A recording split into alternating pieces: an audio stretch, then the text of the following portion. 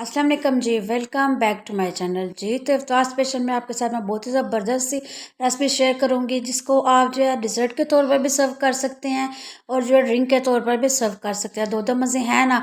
और बनती भी ये रेसिपी जो है बहुत ही क्विक और झटपट सी बनती है। तो देख इस बात के चलते हैं जी अपनी रेसिपी की तरफ। ज़बरदस्त से अपनी रेसिपी बनाते हैं। सबसे पहले जी इसके लिए जो पानी मैंने गर्म होने के लिए रख दिया, तो हाफ़ कप इसमें मैंने साबूदाना का शामिल किया। साबूदाना को हम बॉयल करेंगे जब तक इसका जो है कलर जो है चेंज नहीं हो जाता, ये बिल्कुल ट्रांसपेरेंट हो जाता है, ऐसे बिल्कुल मोटे होते। जैसे जैसे ये बॉयल होगा ना, बिल्कुल इसका कलर चेंज हो जाता है। 10 से 12 मिनट ये बॉयल होने में लेता है।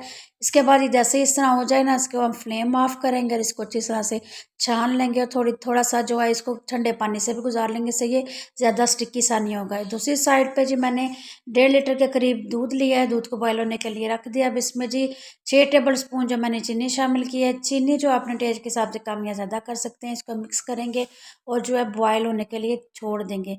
जैसे ही इसमें एक बॉयल आएगा ना, तो इसको हल्की आंच पे हम जो 5 मिनट के लिए मज़ीद पकने के लिए छोड़ देंगे। जैसे जैसे इसके ऊपर ये बलाई आएगी ना, इसको हम चम्मच की मदद से ना दूध के अंदर ही मिक्स कर देंगे। बड़ा अच्छा सा इसका फ्लेवर आ जाएगा।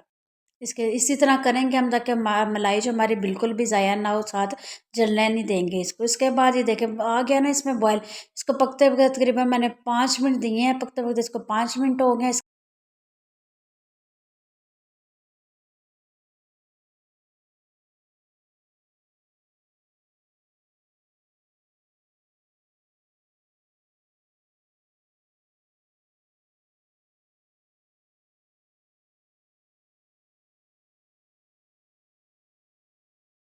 अब इसमें शामिल करेंगे जी साबूदाना जो हमने बॉयल करके रखा, तो इसमें शामिल करेंगे और साबूदाना के साथ भी दूध को जो है 5 मिनट के लिए पकाएंगे।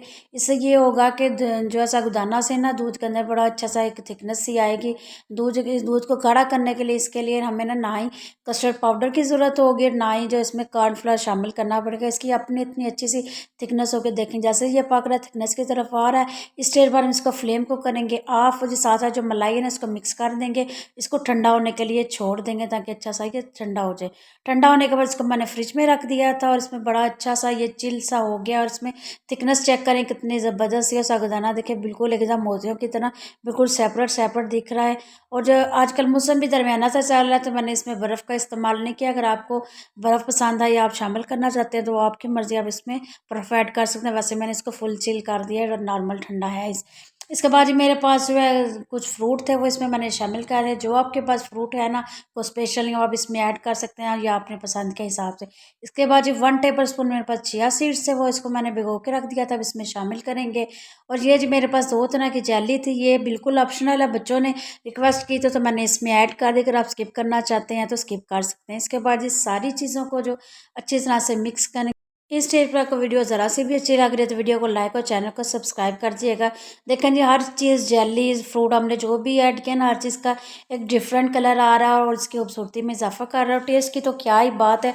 आजकल तो माशाल्लाह से हर घर में इफ्तार पार्टीज़ भी चल रही हैं, तो आप जो है डिज़र्ट के तौर पर भी इसको बना सकते हैं। और ऐसी चीज़ें ऐसी रेसिपीज़ जो हैं बच्चों को बहुत अट्रैक्ट करते हैं, बच्चों के लिए ड्रिंक के तौर पर भी सर्व कर सकते हैं। लास्ट में जो मैं इसमें थोड़ा सा ड्राई फ्रूट शामिल किया है।